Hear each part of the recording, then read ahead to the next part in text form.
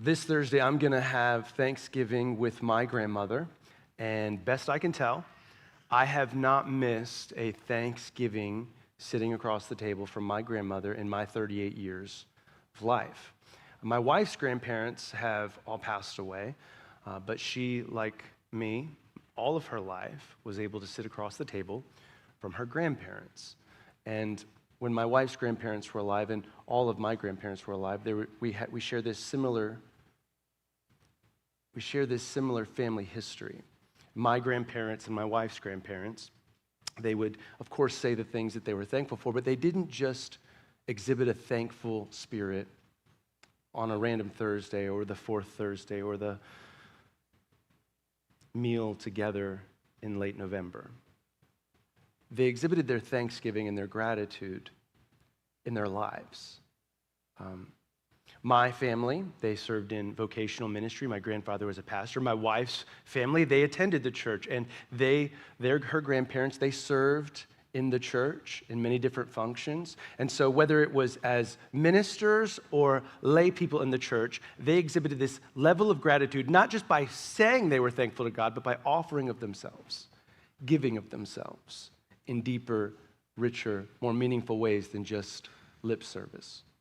Now, many of you have been around people who are quick to tell you what you want to hear, but when it comes time to do something about what you've asked them to do, they balk, they hesitate. What I want to show you this morning from a few passages in the Old and New Testament is that Thanksgiving goes so much deeper than just saying we're thankful. For the last 2 weeks, we've studied on what it means to have a thankful spirit, a spirit of gratitude, and how that gratitude can draw me closer to the Lord, and how ingratitude can push me farther from the Lord. But real gratitude, when it exists in our life, it's more than just a post on social media, and I hope you took us up on that. I hope you shared with the world what you were thankful for. But real gratitude always leads to giving. Now, immediately, some of you are getting uncomfortable with that. Oh no, Pastor Mark's going to talk about money, and here's the truth. Giving absolutely involves money, but that's not the only way we give. I mentioned my grandparents and my wife's grandparents, and they were certainly generous with their finances, but they were generous with so much more than their finances.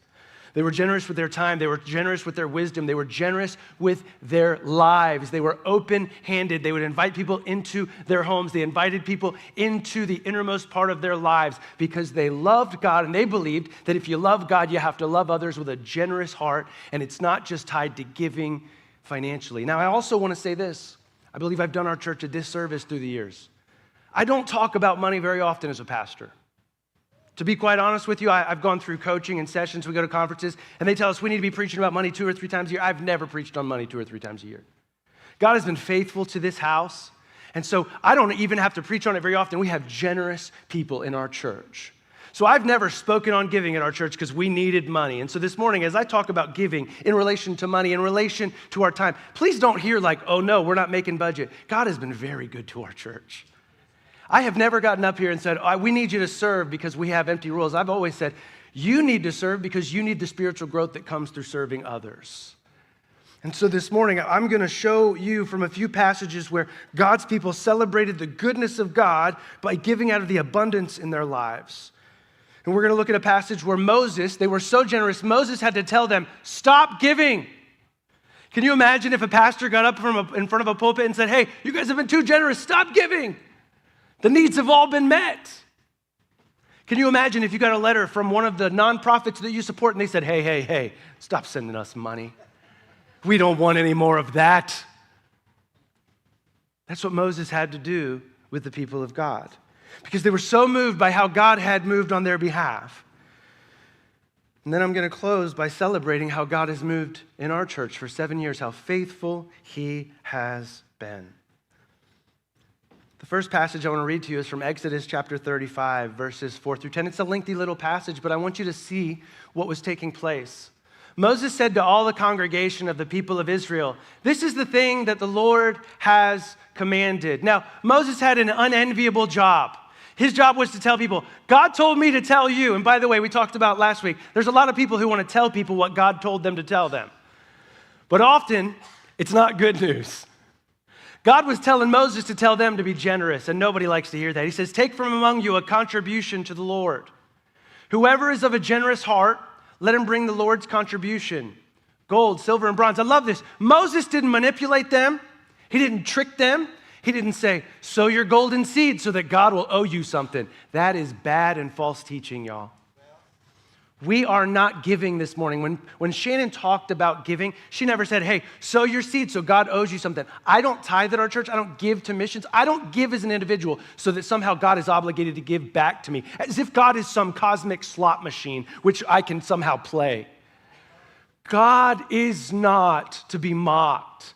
When I give knowing I may never get this back, but the investment is worth it to give to what God is doing. So he says, take this. And then he goes on to say, blue and purple and scarlet yarns. It wasn't just money. Fine twined linen, goat's hair, tanned ram skins. These are materials. Acacia wood, oil for the light, spices for the anointing oil and for the fragrant incense, onyx stones and stones for the setting, for the ephod and for the breastplate. So some of them heard him start and they were like, I don't have any gold. I don't have any silver. Oh, but I have yarn. I've got some goat skins. What is the purpose of collecting all these materials? And for the breastplate, let every skillful craftsman, he doesn't just want material. He says, some of you do not have the material, but you have the wisdom and the understanding of what to do with the material. Among you, come and make all that the Lord has commanded. God had told his people he was going to build a dwelling place among them. They were going to build this mobile temple, the tent, this place for God to dwell in their midst. And so Moses explains that they're going to need certainly finances, but more than that, they're going to need material. And more than that, they're going to need people who know how to use the material. Moses was extremely specific in what he asked the people to bring. Why? Because there was an order and a plan in what God was going to do. So there's two things you need to know about when God asks his people to give. Number one, it's never coerced. It's never manipulated out of you. You're never tricked into giving. He said, those who are generous, you should give. But also, you should see that God was a God of order. There were specific requests being made. By the way, this is the reason we're specific in our ask at our church. This morning is week 3 of Life Track. Every week 3 of Life Track, I go into the Life Track room and I explain who we are as a church, remind them some of the things they've seen on video, but then I go through the teams that we have. I explain why we have an honor code and why it is that an honor code sets our church apart from a country club. You're not just joining because you want to be a part of something. You're committing to live a lifestyle that honors God, not perfection, but do all that we can to avoid sin. And then I explain that these are the teams we have. And inevitably, there will be somebody in the room who wants to start a new team. And I always tell them, we want you to get involved in what we do have because this is what we have right now. Some of you have come into our church from larger churches where, man, you were on the West Coast and you were in some big church where they had every ministry available. And for right now, these are the ministries that we offer. Can you imagine how wild it would be if we just said, hey, everybody's a team, everybody start a team, everybody do their team, everybody do your thing, now just go do it. We want you to be equipped to serve the Lord, but we also want there to be a plan and a pattern of how, so that you don't just get frustrated. So Moses explains what they need, and then he goes through how they're going to use these things. Our church is not a church of multiple ministries. We're a church who does most of our ministry through small group. Over and over, you'll hear me pushing small group. Why? Because small groups grow, and we start new groups. We have new leaders, and it's a simple process for you to grow in God's word in fellowship with other believers. But that's not all that happens. Moses makes this ask. And if you're Moses, you've seen God do some incredible things. But to this point, everything God has done has been because God is so amazing. And he's like parting the Red Sea. He's like multiplying frogs in Egypt. He's doing all these things. But all along the way, God's people are like, I don't know. Don't know that we can trust the Lord. Don't know that we can trust him. He's letting us down. We're just going to die. And they have like no faith whatsoever. But now Moses is asked by God to ask the people to do something. And if you're Moses, you're thinking, they're not going to come through. God comes through, but they're not going to come through. But they did. In Exodus chapter 36, verse 1, it says, Bezaleel and Oholiab and every craftsman in whom the Lord has put skill and intelligence to know how to do any work in the construction of the sanctuary shall work in accordance with all that the Lord has commanded. So already, he's identified some skilled leaders who know how to build. And Moses called Bezaleel and Oholiab and every craftsman in whose mind the Lord had put skill. Some of you this morning, as I read, you were like, I don't have a lot of gold. I don't have a lot of silver. Some of you, you've got a lot of skill. got a lot of wisdom. Everyone whose heart stirred him up to come to do the work. And they received from Moses all the contribution that the people of Israel had brought. Notice this, for doing the work of the sanctuary. They still kept bringing him free will offerings every morning. So they were like, all right, we've got the materials. And the next morning, there'd be more material and more material. So that all the craftsmen who were doing every sort of task on the sanctuary came, each from the task that he was doing. They just kept showing up. They had more people. They had more resources. They had more equipment. And said to Moses, the people bring much more than enough for doing the work. Here's what it's saying. The guys were showing up to do the work, and they couldn't even get to the work because there was new material in their way to get to the work they were trying to do. There was more lumber than they needed. There was more gold than they needed. There was more everything you can imagine. The goatskins, like, we have too much stuff. The people bring much more than enough for doing the work that the Lord has commanded us to do. So Moses gave command, and word was proclaimed throughout the camp. Let no man or woman do anything more for the contribution for the sanctuary. So the people were restrained from bringing. For the material they had was sufficient to do all the work and more. I believe this with every bone in my body. Most churches believe that if somehow some outside donor, some outside organization, some outside move, if just 30 new people would come in the door, then we could do what God has called us to do. I believe this with all my heart. It's true of our church and every church. Everything we need to do to accomplish God's will for our church is right here in this house. God has given you wisdom. God has given you skill. God has put gold and silver in our hands. He's given us resources. He's given us wisdom. And He's given us opportunity. And if we aren't careful, we will look around at the world and say, oh, that a new generous donor would show up and save us. Oh, that a more wise and powerful leader for our team would show up and save us. Oh, no. No, God has always used and equipped the saints in the house to do the work of the Lord. And so I'm sure Moses was a little bit nervous. God, you've been faithful, but I don't know about your people. But then he realized, oh, God's people are a powerhouse. There's a move of God here that is incredible. Why did God's people respond in this powerful way? It's simple, because they were so grateful. They hadn't wandered in the desert for 40 years yet. They hadn't seen the giants in Canaan and turned back in fear. At this point, all they knew was God has been faithful. He's redeemed us. He's saved us. He's brought us out of slavery. How could we say no if God would ask of this from us? You remember that feeling, don't you? When you first got saved, everything was fresh, everything was new, and you were like, God, I'll do anything. I'll do everything, but over time you get hurt. A pastor, a Christian, a leader, someone in the church hurts your feelings, and now you're a bit jaded. Their gratitude did so much that it led them to give in generous ways. And their giving, by the way, don't miss this, their giving wasn't for themselves. They weren't like, all right, yeah, we need like a really cool mobile tent. We need an awesome place. No, this thing they were giving toward would bless them and their children and eventually all nations. This was deeper than, hey, we need something new for us. This was a blessing that would bless others. And here's what they understood. Our giving today will go beyond ourselves tomorrow. In 2 Corinthians chapter 8, Paul is addressing another group of people who are giving toward a work beyond themselves. The church at Jerusalem had fallen on hard times. Persecution was really tough, and more than that, they had given away all of their resources to the poor in the area, and they were running out of money. And so the churches around the world started collecting an offering. And so Paul wrote 5 verses in 2 Corinthians chapter 8. He's dealing with sin, he's dealing with issues, false teachers, but in the middle of 2 Corinthians, he wants to address this area of an offering they were taking up, not for their church, but for the church at Jerusalem, which had blessed them, had sent their leaders, had sent their church planters their way. He says, we want you to know, brothers, about the grace of God that has been given among the churches of Macedonia. He says, for in a severe test of affliction, their abundance of joy and extreme poverty have overflowed in a wealth of generosity on their part. Don't miss every one of those words. Their abundance of joy and their extreme poverty have overflowed into a wealth of generosity on their part. I was going to mention this later in the message. Before we go on, I want to leave that verse up there. We are not a church this morning that is gathered.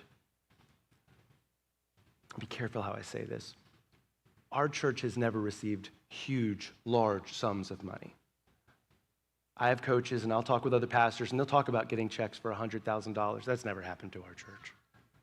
They'll talk about donors giving $50,000 toward a cause. Like, we don't have that. You know what we have? We have a lot of people who give sacrificially to the work of the Lord in this house. And I'm not knocking churches that do. I just know we happen to find ourselves in downtown Portsmouth, so it's a little less likely that we'll ever have a donor who says, I want to give $1 million. It may happen. What he's saying is this church at Macedonia has been through it, and yet their joy and poverty combined created a wealth of generosity. They gave over and above what Paul would have expected. He says, for they gave according to their means, as I can testify, and beyond their means of their own accord. He's like, we didn't ask. We thought, man, they wouldn't be able to afford this, but they gave. He says, begging us earnestly for the favor of taking part in the relief of the saints. They heard the church at Jerusalem had a need, and they wanted to give toward it. Why? Because the church at Macedonia only existed because the church at Jerusalem sent out missionaries, sent out church planters, sent the gospel out, took on a loss and said, we're going to support this financially. We're going to give to missions going around the world. He said, and this, not as we expected, but they gave themselves first to the Lord and then by the will of God to us. He says they supported us when we were missionaries, when we were planting, when we were reaching people with the gospel. Over and over through the Old and New Testament, you will find that God's people, when they're moved by gratitude, they give beyond what blesses them and they give to the needs of others, even people they'll never meet.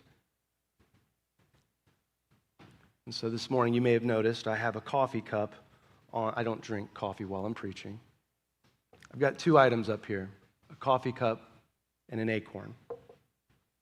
In the next few minutes, I'm going to explain to you what they have in common. But first, I'm going to remind you of how faithful God has been for the last 7 years to our church. And just like the church at Macedonia, we have a lot of gratitude that we owe in part to churches who gave so that our church would exist. In 2014, this cup on the front says established 2014. That's when my wife and I began raising money to start this church. And somewhere around 200 churches gave, not so that their building could be expanded, not so that they could have a new staff pastor, not so that they could reach, but so that our church could exist here today. And so I just want to rehearse for you what their giving has led to. And then along the way, what our giving has encouraged and invested in over the last 7 years. This is where we all get nervous because Pastor Mark is going to take control of the screen, and y'all, that never goes well. All right, it worked. The first 7 years, I just want to remind you, for those of you who are new to our church, where it all started. We began in the Sports Hall of Fame downtown. If you're new to the area, you may not even know what the Sports Hall of Fame is. Now it's like the Portsmouth Welcome Center, but that's not what it was. It was the Sports Hall of Fame, and for the first 2 years, it was our church's home. We launched in that facility downtown, and we gathered on that first Sunday in January of 2016, not knowing what to expect. And all these people started flooding in. As a matter of fact, it got so crowded, we couldn't even get to the coffee. It was a great problem to have. And from the very get-go, our church was focused and is still focused on reaching people with the gospel. And so we saw lots of people baptized in that downtown location. We started doing outdoor baptisms, and people would honk as they drove by, celebrating the new life, the freedom in Christ. And some of the kids that we baptized there are now teenagers who serve in our church. And we're so grateful for what God did. So many stories of life change in those first few years. And we were also focused on community events. Now, we didn't own the property, so we had to pay insurance. We had to rent parking lots. We had to rent all kinds of space in downtown to run events. And we had big events. Lots of kids would show up. Why would we do that? Because we believed every single kid matters in this town, and those kids need to hear the gospel. And so we wouldn't just do events. We would do events with the purpose of bringing them to church the next day and sharing the gospel with them and witnessing to them. And along the way, we got really passionate about collecting food and donations for our local community and giving back to the food bank. So many need. Our people became generous in their time, and they began serving in ways like this, where they would show up at the school and feed the teachers. Many of you served in the food bank, serving meals to people at Oasis. And this generosity continued to spread. But like all good things, man, there was a bad news in this first story of this first year. I think it was like the month that our church opened. The Sports Hall of Fame came to us like, yeah, this is great. We're closing. Good luck. We hope you can find somewhere. And so we didn't want to own a building. We didn't want to buy a building. We wanted to stay where we were, but we had to look around, and we found really quickly, for a lot of reasons, there's a lot of places that don't want to rent to a church, especially a new church. So we had to take some risk. We had to buy a building that didn't look like a church. And this is a picture of us praying right here in this spot, 2017. A bunch of our leaders came in here and prayed in a dingy, stinky, this place was rough. We prayed and we began renovating, expanding, making changes so that we could have a church in this building. And when we got to the new building, man, we just kept doing the same old things, baptizing people with big crowds around, celebrating the life change. And we were excited.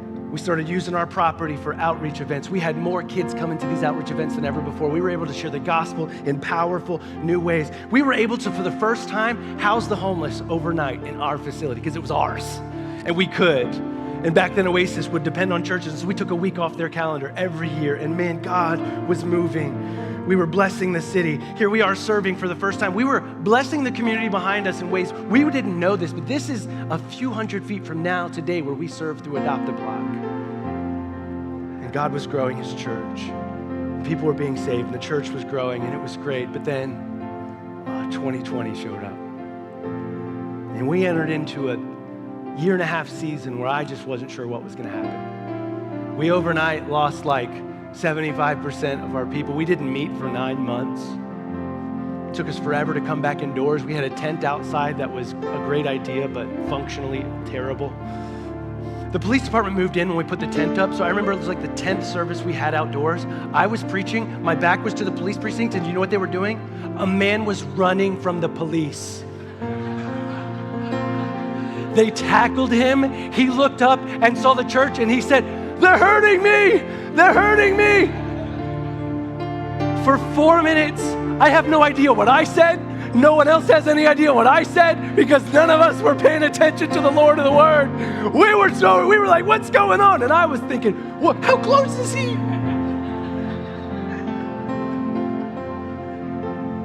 It's easy to laugh about now, but that season was hard. We had to find more creative ways to serve in the community.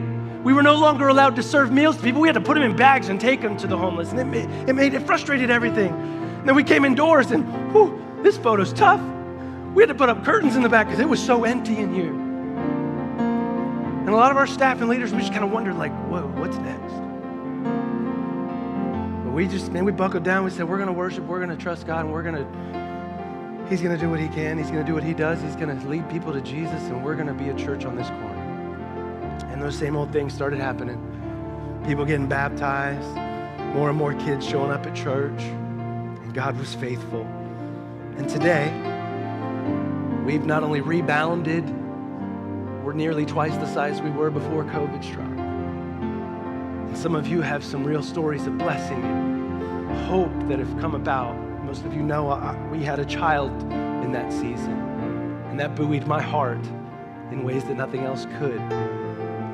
And today we're serving through Mercy Drops in ways we have dreamed about for years. And more people are coming to this church, hearing the gospel. And it started with just something as dumb as a coffee cup. There's only a few of these left. They say established 2014. I would go into churches, and here's what I would do. I would say, I know most of you give to your church. What I'm asking you to do is to invest in a church that doesn't exist yet. I was 29 at the time, with a young man you've never met before. And all I can offer you is if you'll commit to give and pray for our church, I'll give you a coffee cup. That was all they got out of the deal. This one's brand new. I still got a chip on it. Like, these aren't even good coffee cups. I was asking them to give not so that they or their ministry would be blessed, but so that our city would be blessed. And a bunch of them did. As a matter of fact, hundreds of individuals and about 200 churches gave so that my family, Pastor Kevin's family, we could focus all in on serving. We raised extra money for the cost of renting downtown. I had to sign some things, but they're not even open. We paid thousands of dollars for 2 hours on a Sunday morning. nearly $10,000 a month. It was not cheap. They had us and they knew it. And yet God was faithful. I tried to do some quick math using chipped coffee cups. Over 7 years, our donors gave nearly $700,000 so that our church could exist. So I just want you to hear how much other people gave so that we could be here today. Now, along the way, we pay our own bills now. We're no longer dependent on outside donors. We pay our own bills. We pay our own staff. God has been faithful. I told you I'd tell you about a coffee cup and an acorn. When I was walking with my son and my wife yesterday, my street is covered in broken up acorns. Maybe yours is too. They're everywhere. And it's orange, it's messy. When it rains, it turns into this like soup. It's gross. But have you ever considered how much potential is in an acorn? You know, this acorn could move that sidewalk that I can't lift down front, right? Given enough time and sunlight, it's got a lot of potential. As a matter of fact, you give it enough time, enough sunlight, enough water, this acorn could not only produce one tree, but through the seeds and acorns of that tree, it could produce a forest of trees. As a matter of fact, over the course of history, one acorn could provide a nation with all the lumber needs it would ever have. One acorn. All this potential in one acorn. But here's the problem. All the acorns on my street, you know what they did? They fell and they broke on asphalt. They never went into the ground. They died in vain. Jesus said it this way: if a seed is planted, if it goes into the soil and dies, it will bear much fruit. He said this, of course, speaking of his death, but also so much more our lives. You know, your life has more potential than this dumb little acorn. I say dumb, this is a beautiful creation that God has placed. Imagine how creative our God is to put us on a planet where something this small has that much potential inside of it. Every seed you handle this week could produce thousands of fold more. But most of these acorns in our city are falling on asphalt. But if a seed falls in the ground and dies, it produces so much more. This is what I want you to understand. I said earlier that I get frustrated with false gospel teaching of sow your seed so that God will give back to you. True biblical teaching on giving is much more like an acorn. Give knowing it'll die. I don't just mean money, I mean your life. I mean your gifts. I mean your skills. We don't give so we'll get something back. We give so that 30 years from now, someone else will be blessed. Sure, you give so the kids' ministry can expand and your kids will be blessed, but your kids will only be blessed for 8 or 10 years. Someone else's kids will be blessed the next decade. So this morning, what I want you to hear is not, oh, we're at the end of the year, we need money. God has been good to us. We have already surpassed our budget this year, and it's not even, we're barely halfway through November. This happens every year because our church continues to grow. I am not telling you to give so that our church will have more. We don't need more. I'm telling you, when you give your time, when you give your talent, when you give your treasure, when you write a check, when you show up to serve, when you open a small group and begin pouring into others, you are planting a seed that will die but will bless others. So what I want to ask you this morning is, are you giving? Or are you just telling God, thank you? Has your gratitude led you to give, or has it led you to just think grateful thoughts?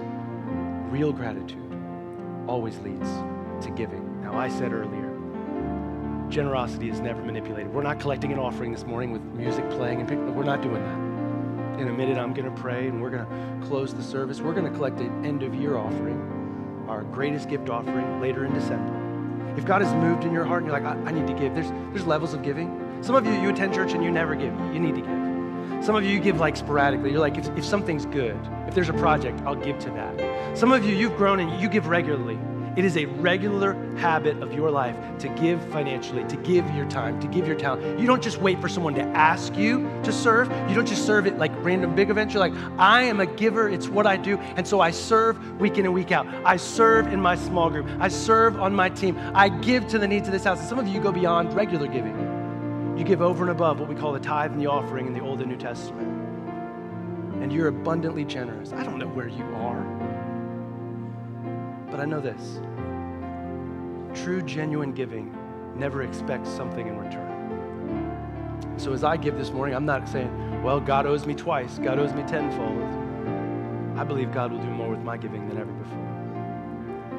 I mentioned to you all those churches that blessed us and made our church possible. A few weeks ago, we're coming to the end of the year. At the end of every year, we usually have the privilege of not saying, what are we going to cut, but what do we get to add as our giving has grown. And the first area we add is always missions. We give 10% outside of these walls to church planters and missionaries on the foreign field. A few weeks ago, the White family, Tristan and his wife, they were here. And Tristan White is going to Japan to plant churches and to be a minister of God. And he was so moved by how generous our church was. How could we be anything but generous when other churches made our church even possible? And so a few weeks ago, I was talking with Sue over finance, and Kevin knows a lot of church planters, and I said, we get to find more church planters to bless. They don't have to come to our church. They don't have to hold up a coffee cup and ask for us to support them. We're just going to support them. Why? Because people did that for us. So church, this is the way. What I would ask you is, what have you given to the Lord? Have you surrendered your life? Are you just, oh God, I want to get into heaven? No, have you really surrendered to the Lord? God, everything I have is yours. You're my God, you're my King, you're my Lord. If you say it's wrong, I won't do it. If you say it's right, I will do it. Or are you still trying to be in charge? As we transition to the end of our service, I don't want you to hear me say, you need to give. I want you to hear me say, what have you given? Because some of us, I do it too. We throw money in the plate and we think, right, I've given. Giving is so much more than the bottom line. What is God asking you to give this morning? And already you're in your heart saying, but not that. Not that, Lord. I pray that all of us, myself included, would do a better job of surrendering everything to God. Could we pray together?